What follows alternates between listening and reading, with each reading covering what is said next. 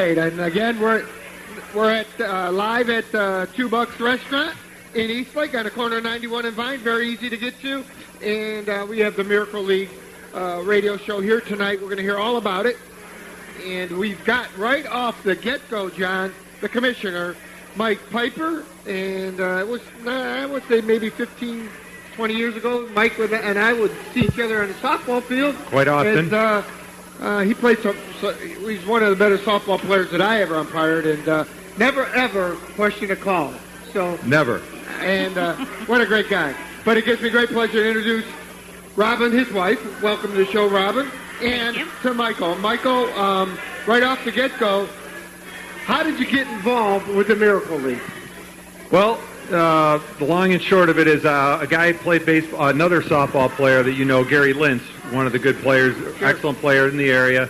His ex, so to speak, used to work with the county commissioner, Judy Moran, and I was going to volunteer for Special Olympics, and she heard that this was starting up through Judy, said, I should throw my name in the hopper, and that's the long story short. That's how I got my name involved in it.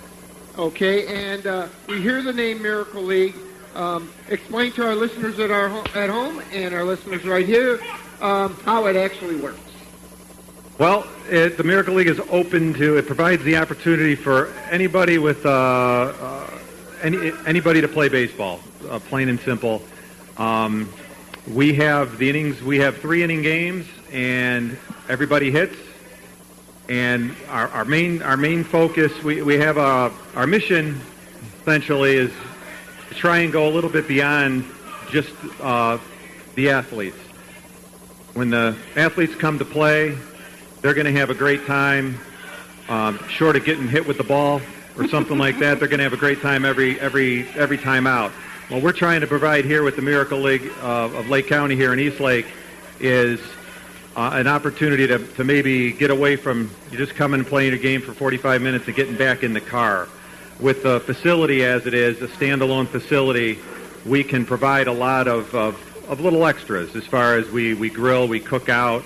This year we're bringing some personalities in, and we also with that playground there right next to it, gives a chance for the families to hopefully get a couple hours out of a Saturday and just have a good time. Like when you started last year at the beginning of the season, what were your expectations? That's the first part. The second part is, how did you meet your expectations, or how do you think it went?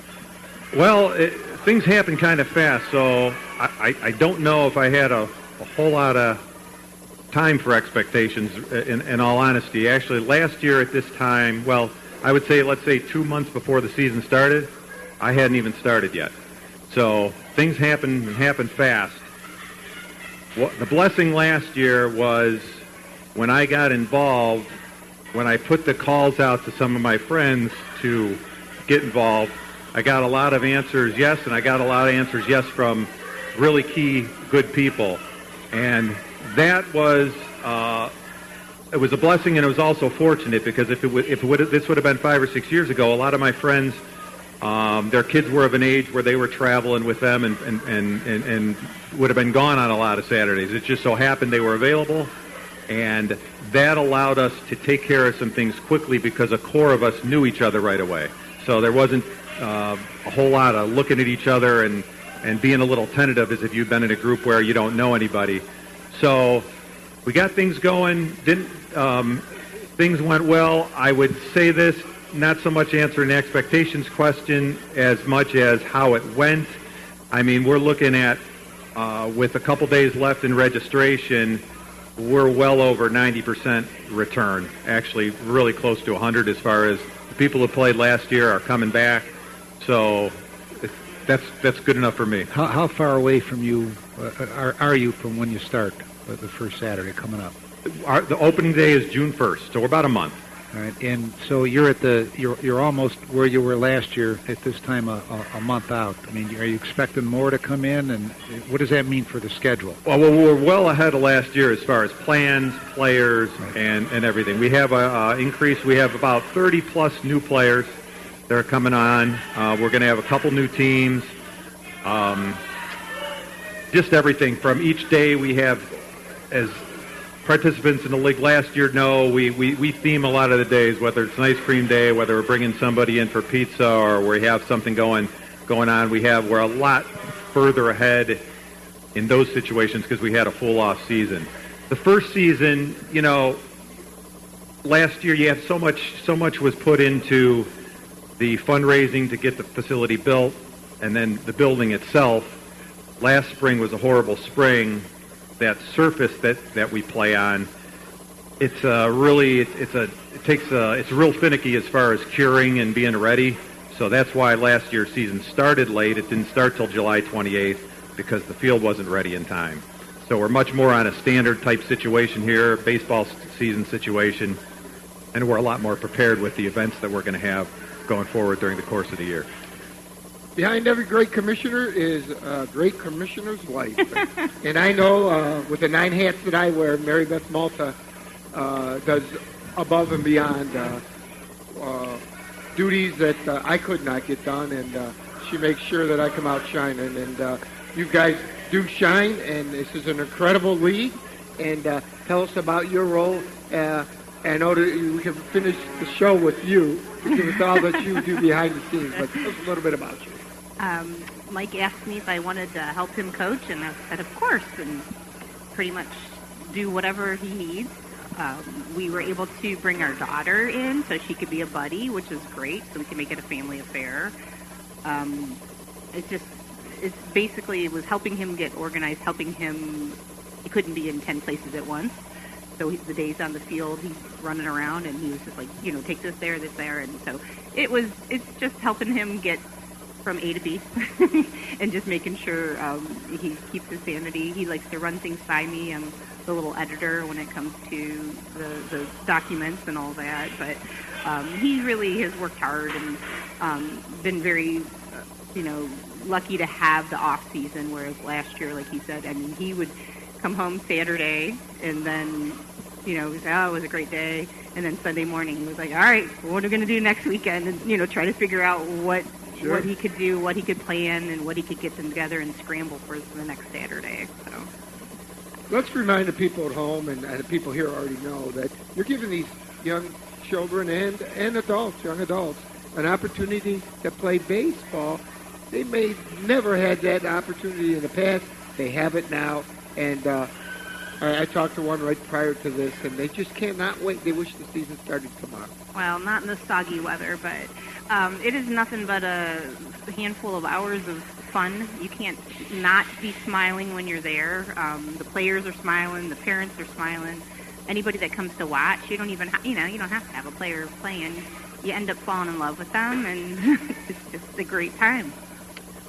Mike, do you keep score, and are there standings, and is there a World Series at the end? Well, everybody knows that the Reds are the best team, but aside from that, so everybody knows the score, so to speak. Yeah. But unless you're McCloskey. No, is